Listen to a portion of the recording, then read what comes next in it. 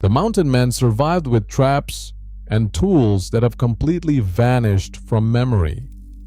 For a few short wild decades in the early 1800s, a remarkable breed of American disappeared into the vast western wilderness with little more than a rifle, a knife, and the hard knowledge carried inside his own head.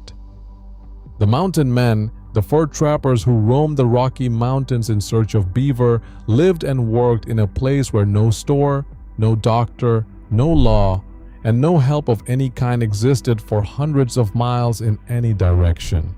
To survive out there alone against the wilderness, they carried and crafted tools so specialized, so perfectly suited to their brutal trade, that almost no one alive today could even name them, let alone use them. These are the forgotten tools and traps of the mountain men that history left behind. First, the steel beaver trap itself, the very beating heart of the entire trade. It was a heavy steel leg-hold trap set just beneath the surface of a cold stream and anchored by a chain to a stake driven firmly into the stream bed. But the trap was only as good as the man setting it. The trapper had to learn to read the moving water, to find the runs, the slides, and the dams where the beaver traveled, and then to set the trap so precisely and so invisibly that the animal would step into it in the dark of night. A man's entire livelihood, his whole reason for being out there, rode on getting this one skill exactly right. Second, castoreum and the art of the scent lure. The mountain men used a powerful pungent secretion taken from the beaver's own body called castoreum, smeared on a small twig positioned just above the hidden trap. It was a quiet masterclass in understanding the animal they hunted, using the beaver's own deep territorial instinct against it, drawing the curious creature directly to the very spot where the trap lay waiting beneath the water. This knowledge of scent and animal behavior was hard-won over seasons of trial and error, and it was fiercely, jealously guarded. Third, the possibles bag. This was the trapper's everything pouch, his entire portable life slung over one shoulder. It was a simple leather bag that held the small but absolutely essential items of survival: flint and steel for fire, patches and lead for his rifle, awls and needles for repairs, and the countless small odds and ends that could mean the difference between life and a lonely death in the snow.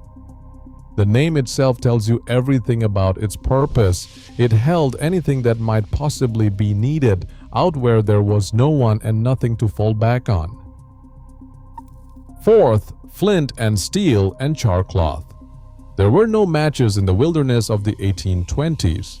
A mountain man made his fire, the fire that kept him from freezing to death, by striking a piece of steel sharply against flint to throw a shower of sparks onto a small scrap of charred cloth, then carefully, patiently coaxing that single glowing ember into a flame inside a nest of dried tinder. In driving rain, in howling wind, with fingers gone numb and clumsy from the cold, his very life depended on this one delicate skill. It is a skill that has almost entirely vanished from the modern world. Fifth, the Green River knife. A heavy, reliable, fixed-blade knife was without question the single most important tool a trapper owned. It skinned the catch that paid his wages. It prepared his food. It carved wood, cut leather, and defended his life when defense was needed. The very phrase "to go up to the Green River," meaning to drive a blade all the way to the hilt, came from these particular knives. A man without a good sharp knife in that wilderness was, quite simply, a man already half dead. Sixth, the bullet mold and the powder horn. A rifle is nothing but a club without ammunition, and there were no cartridges to buy and no stores to buy them from. So the trapper cast his own lead balls in a small hand mold held over the campfire, and he carried his black powder in a horn, measuring out each individual charge by hand and by feel for every single shot. He was his own arsenal and his own ammunition factory, manufacturing the means of his own survival and defense around the fire each night. Seventh, the fleshing tool and the hide stretcher. A beaver pelt was completely worthless if it rotted, and so the unglamorous endless labor of preserving it was the real work of the trade.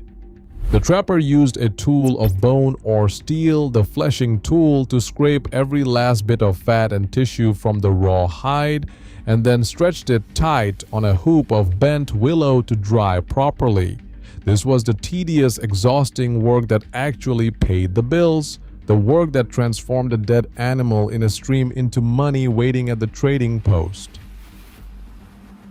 8th, snowshoes. In the deep, punishing snow of a mountain winter, a man on foot would sink to his waist with every step and exhaust himself completely within minutes, an exhaustion that could easily kill him. Webbed snowshoes, a design often learned directly from the native peoples who had mastered that country for thousands of years, allowed the trapper to walk across the surface of the snow and keep working and moving through the very season that would otherwise have trapped him in place and killed him. 9th, the deadfall trap. Not every catch required precious heavy steel. The mountain men were experts at building deadfalls. Simple but clever arrangements where a heavy log or a flat rock was propped up on a delicately balanced trigger and baited, so that a small animal disturbing the bait would knock away the support and bring the crushing weight down upon itself. It cost the trapper nothing but his skill and his patience, and it quietly caught food and small furs while his expensive steel traps were busy working the streams. 10th, the knowledge of the cache. When a trapper had accumulated more furs or supplies than he could possibly carry on his back or his horse, he would dig a hidden pit in the ground.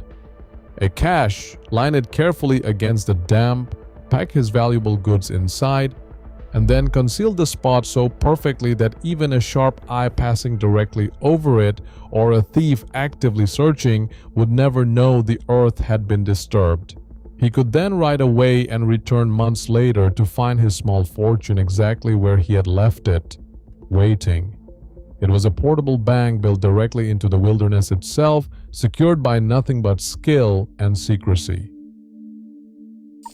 11th, the trade tomahawk and belt axe. No mountain man traveled without one, and it was perhaps the most versatile single object he carried. It chopped the wood for his fire and cleared the brush for his camp. It drove the stakes that anchored his traps. It butchered game and split bone. It hammered and pried and dug.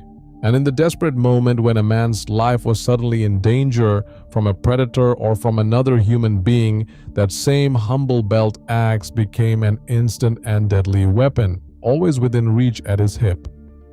A tool that could build a camp in the afternoon and save a life by nightfall was worth more than its weight in beaver pelts, and every trapper knew it. The world of the mountain man lasted barely a single generation before the fur trade collapsed. Fashions changed, and the frontier rolled on past it. But for that brief, brilliant window of time, these men possessed a depth of practical, hard-edged, life-or-death knowledge that genuinely staggers the modern mind. Every tool they carried, every trap they set, every spark they patiently struck represented the razor-thin difference between living and dying, with no one in the entire world to fall back on but themselves. We remember them today as rugged legends, as romantic figures of the early West. But we tend to forget that their true legend was never just their toughness. It was their knowledge, an entire library of wilderness survival carried in the head and the hands that has very nearly vanished completely from the face of the earth.